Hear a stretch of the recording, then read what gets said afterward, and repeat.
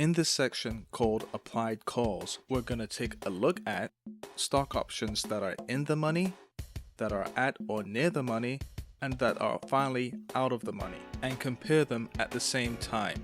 But before we do, we need some background information regarding stock options. The option price is determined or equal to the intrinsic value plus the time value.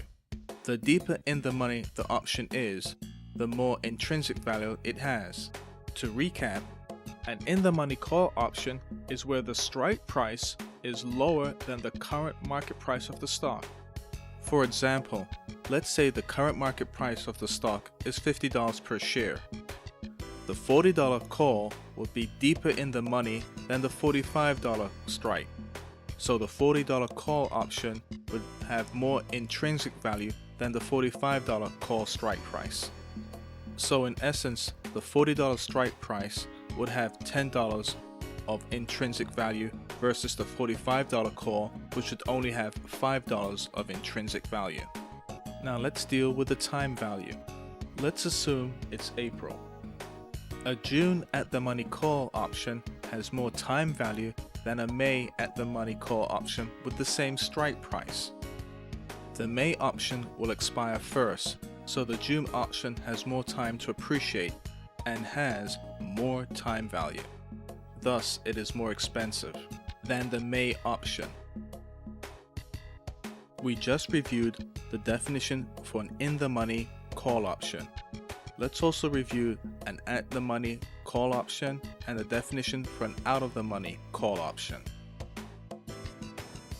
An at or near the money call option is where the strike price is equal to or very near to the current market price of the stock. An out-of-the-money call option is where the strike price is higher than the current market price of the stock. Now let's continue with applied calls. Let's assume the market price of the stock is $50 a share and it's now the month of April. We're going to take a look at three people who bought different options. First, there was Ian, who bought an in-the-money call option.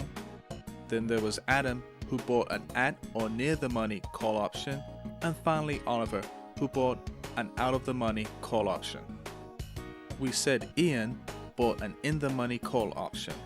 He bought 3 contracts of the May $45 call for $6 a share. It was made up of $5 of intrinsic value and $1 of time value. That is where we got the price of the option for $6 a share. Since he bought 3 contracts, remember, 3 contracts represents and equals 300 shares.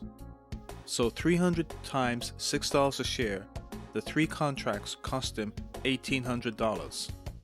Next, there was Adam, who bought an at or near the money call option.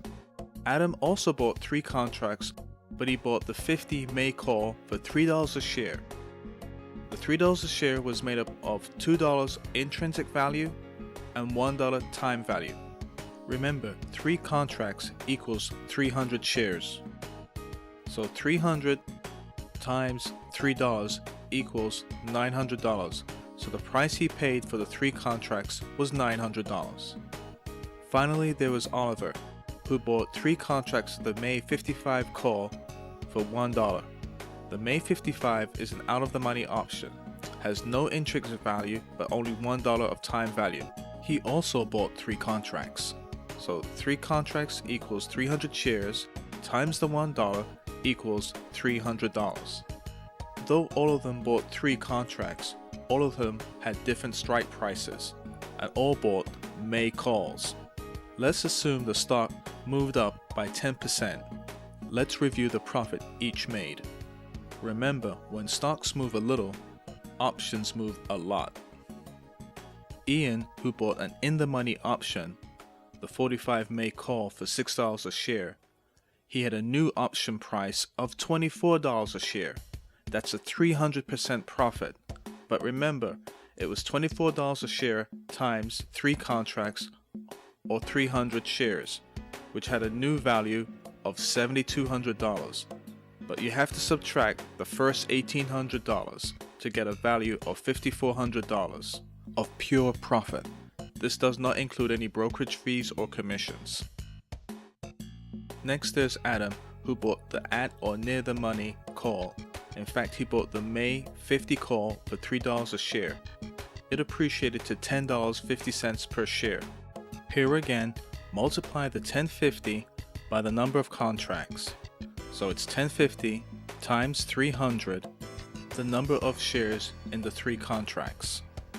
And we get a new contract value of $3,150, a 250% profit. But here again, you must subtract the first $900, which was the cost of his investment, for a pure profit of $2,250, not including any brokerage fees or commissions. And finally, there is Oliver, who bought an out-of-the-money option. Oliver purchased 3 contracts of the May 55 call for $1. His contracts appreciated to $2.50 per share. Here again, multiply 3 contracts which contain 300 options, which equals 300 shares, by $2.50 per share, and we get a new value of $750 for the 3 contracts. Here again, subtract the first $300 and we have a profit of $450, not including any brokerage commissions or clearinghouse costs or fees. In this example and comparison of in the money, at or near the money, and out of the money calls, each individual bought 3 contracts which controls and equals 300 shares. Remember, the underlying stock was valued at $50 a share, so each controlled $15,000 worth of stock. That's 50 times 300 shares. If they had bought 300 shares of the $50 stock, each would have been risking $15,000 for only a 10% return. Let's say that again. Each would have been risking $15,000 for only a 10% return, compared to option returns of 150 to 300% in the very same time frame.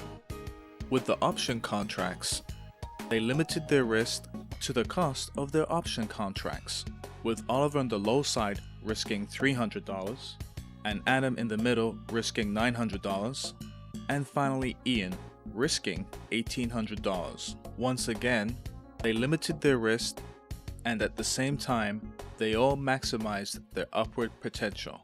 This is the beauty of stock options.